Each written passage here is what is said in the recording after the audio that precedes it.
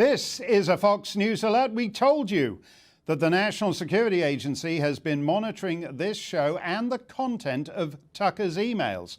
According to a media outlet called The Record, the NSA has just completed its internal review of the matter. The NSA now admits that it unmasked Tucker's identity after an intelligence intercept. By law, the identities of American citizens are concealed when they're caught up during foreign intelligence gathering. They can only be unmasked in extraordinary circumstances. Fox News has just released this statement, quote, "For the NSA to unmask Tucker Carlson or any journalist attempting to secure a newsworthy interview is entirely unacceptable and raises serious questions about their activities, as well as their original denial, which was wildly misleading." We're always glad to see Harmeet Dillon when it comes to issues like this. Harmeet, what do you make of the NSA's revision of its story? Well, Mark, thanks for having me. I'm not buying it. I think that what they're saying now is inconsistent with what they've said before, and it's also inconsistent with the facts as Tucker has revealed them. For example, Tucker said on his show on several nights that a source within the government came to him and read out several of Tucker's texts and messages. And so what the government is allegedly saying today is that the unmasking occurred regarding third parties talking with one another about Tucker Carlson. Okay, so that's inconsistent with them intercepting Tucker Carlson's. Number two, there's only a handful of people in the United States government who have the ability and the right to unmask people. And that right was widely abused during the end of the Obama administration, 2016. And I'm afraid it's being abused right now. And so this raises more questions than it answers. And I think that we really need to be looking at reining in the abuses in the national security community of these types of issues. And no American journalist should be surveilled this way. And finally, these types of communications must never be leaked to the media. Axios had these communications. So they haven't answered that. How did that happen? And people totally unconnected with the so-called investigation, unquote, also had them as well. And as you point out, it looks like we're back to the frenzy of January 2017 on this unmasking nonsense. Harmeet, I wanted to ask you about a related story. Nick Clegg was once Her Britannic Majesty's Deputy Prime Minister. Now he's a senior executive at Facebook. He recently appeared on a podcast with an ex-Biden guy called Andy Slavitt. And at one point, Slavitt prodded Clegg to start censoring this show. Here's how Nick Clegg responded.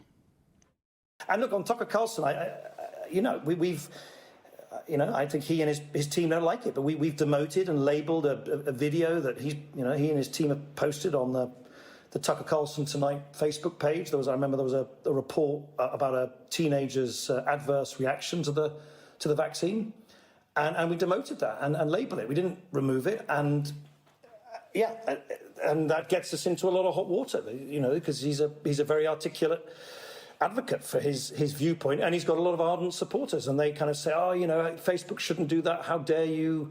How dare cancel you culture? Take this action. Cancel culture. So you get it. I mean, we look, and I'm not complaining about this at all. I think it's part of the consequences and possibly the kind of privilege of the success that Facebook's had. But we get it in the neck on both sides.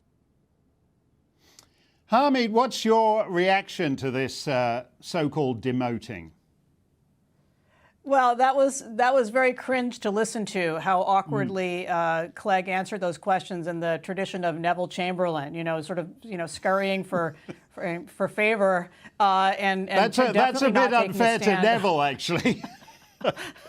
I would say full retreat, but yes, definitely seeking accommodation with the enemy, if you will, which is typically the government is typically, something that private companies want to stay away from. But the successive administrations have put a lot of pressure on social media companies, so naturally they're very sensitive to pressure from the government. And where you have the administration Biden calling Mark Zuckerberg a stone cold killer, casually for not suppressing enough, you naturally have the circumstance where these companies are going to feel a lot of pressure to do it, and they do. And we've had it not just only in this vaccine setting, but also in the election law setting. And I've got a lawsuit pending against the state of California for censoring speech regarding the election and taking down people from Twitter, and other secretaries of state are doing this as well. So this is widespread. We don't even know the extent of it. It is dangerous, and it is barred by the First Amendment. And so I expect to see a lot more litigation on this issue.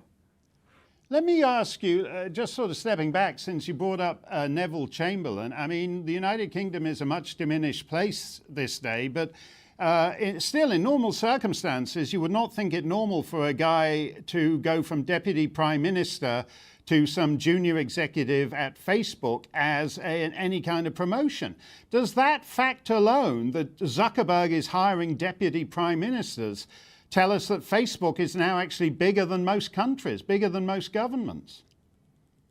Oh, it's been like that for a while, and what's concerning is not that it's bigger than most countries, but which countries are the big markets that these social media companies are seeking to invade, if you will. They are very interested in dominating the Chinese market and the Indian market, and specifically markets that don't have the respect for free speech that even the Neville Chamberlain UK had. And so I think that this is a very dangerous development, and they seem to acquiesce that, of course, the government can tell us what to censor, and of course we're going to do that and please the government as much as possible. And in so doing and falling over themselves, I think they're really putting themselves at risk of losing some of those protections from liability that these companies have won with so much lobbying and are very afraid of losing. Yeah, that's a very good point. And I wish they would lose some of those protections, because there's no good coming for any of us in increasing the power of this guy, Zuckerberg. Harmeet, it's always great to see you. Thank you so much for joining us tonight. Hey, Sean Hannity here. Hey, click here to subscribe to Fox News YouTube page and catch our hottest interviews and most compelling analysis. You will not get it anywhere else.